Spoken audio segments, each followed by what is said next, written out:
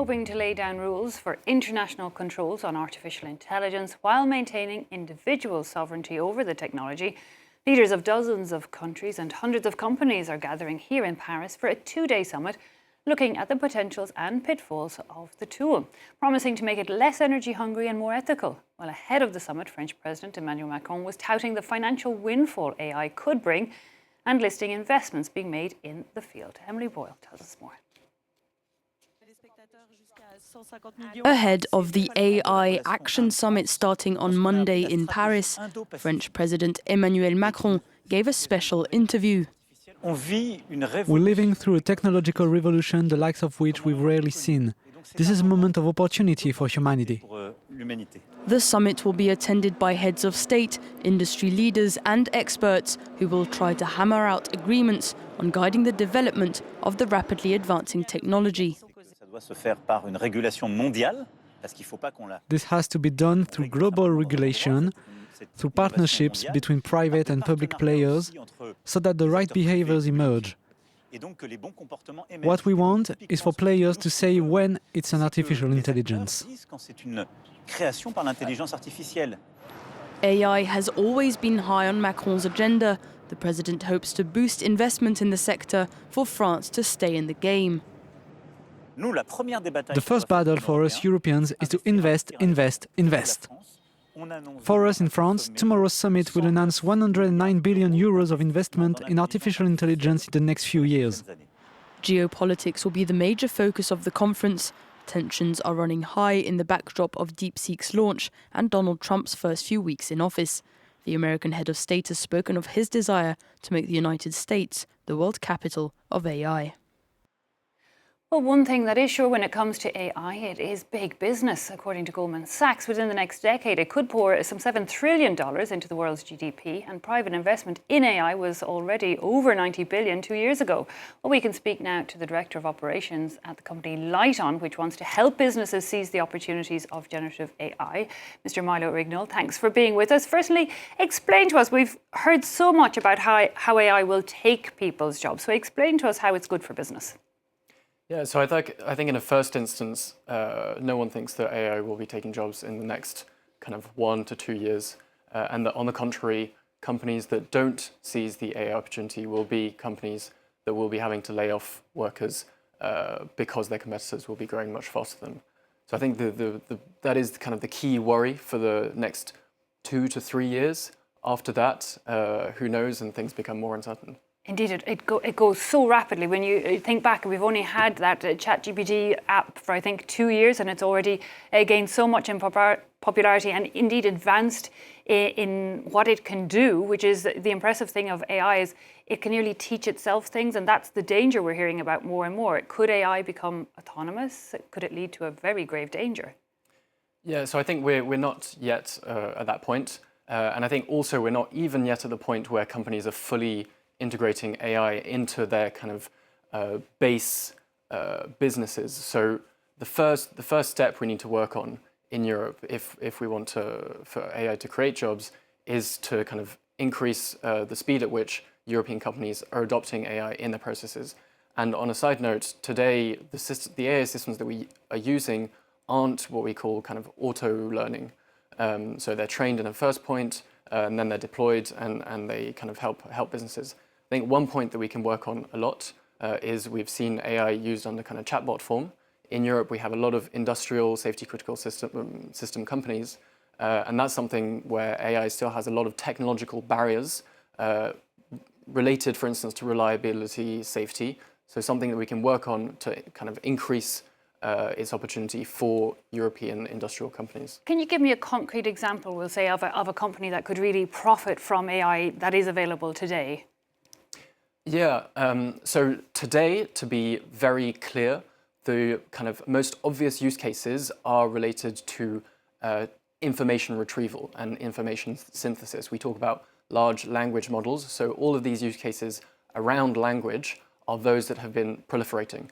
And so this means that any company that has large amounts of textual knowledge hanging around, and so in particular, this can be, for instance, complex industrial companies that onboard new people coming into the company that have to learn about procedures to build certain car components, etc.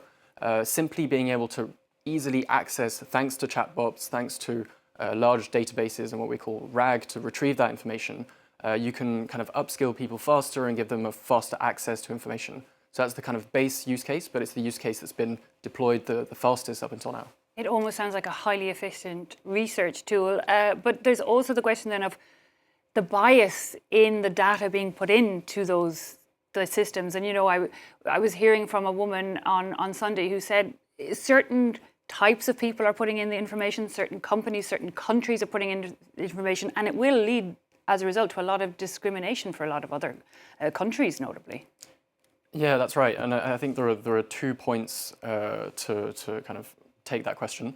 The first one is obviously we need to be working on building AI systems that look into the extent to which they might be biased, and B, that kind of use various data sources to kind of contradict that bias. So for instance, up until now, these systems have been trained on much of the internet, which happens to be very English language focused, very kind of Western centric. If you're in a country that is less so, then you want to be building up data sources to prevent that. That's the first element. The second element is that you can use these AI systems more as, in quotes, reasoning machines, and you want to kind of anchor these systems in your own reality. And so that's what I was describing with companies that have large corpuses of their own data. What we do, for instance, at LightOn is we take these systems, we anchor them in a company's data, and it works the same for governments, etc. And when you ask a question, the language model will be acting as a reasoning machine, but going to retrieve factual information from your data sources and replying saying, look, we have the source to your answer, this is the answer, and this is where you can check to make sure that's correct. And there are a certain number of other ways in which you can kind of bound the system for it to retrieve information from the right points. Okay, yeah, to have a check and balance on it. But currently, most AI is being generated by the United States or China. You know, we're calling for global governance on the issue. We know in the past, the US has been quite lax when it comes to rules and regulations. A lot of innovators say, well, if you put too much regulations, we'll stop innovating. So if the US continues in that stealth and decides to leave the rules to one side and just to advance on innovation, won't they ultimately have all the control? So I think that's a valid and tricky point. Perhaps to push back on that, I think that firstly, the US up until now, under the Biden administration, actually was very much aligned with the direction that the EU was taking on kind of AI governance, very much aligned with the overall global view that was being taken on AI governance, which is a risk-based approach, saying that these systems, as and when they become more capable, and therefore the potential impact that they have is larger, we need to put in kind of high levels of safeguards and obligations. And to be honest, the EU AI Act has a relatively high bar for this. So when systems become extremely capable, there is a bit more kind of documentation that you need to be doing to make sure that your systems are safe. I think the flip side of that is that it kind of accelerates government capacity building. So it facilitates information sharing between companies and government, which can also have a good advantage for kind of educating regulators as to what can be relevant. But you're right, in the kind of very immediate fallback is that places where companies can go as fast as they want will be more competitive. It's a hard balance, isn't it? And finally, just on the individual level, are there things, I know you work for companies on the issue, but on the individual level, are there things that we should be aware of as we start to use AI? Because it does look like it's pretty much unavoidable. Yeah, that's right. I think, so I also worked at a think tank called Institut Montaigne. At Institut Montaigne, we published a online training course called Destination AI to precisely try and educate as many citizens as possible on how AI functions and how they should be integrating it into their daily lives. And I think that the first element is just for people to understand the broad principle of how these systems work, based on data, based on, at the moment, predicting the next token or word in a sequence of elements, precisely so that they can be aware of, for instance, AI-generated content, whether it's textual, whether it's visual also, to be able to identify situations in which they might be confronted with these kinds of AI-generated content. That's the first element. Second element, to simply be able to use these tools in their everyday lives. We were mentioning that companies that would adopt AI faster would be more competitive. That also applies on the individual citizen level. So these are kind of two elements that are very important. I'm going to have to dig my head out of the sand and face up to it and train myself up, I think. Milo Rignell, thanks so much for coming in and joining us on the channel.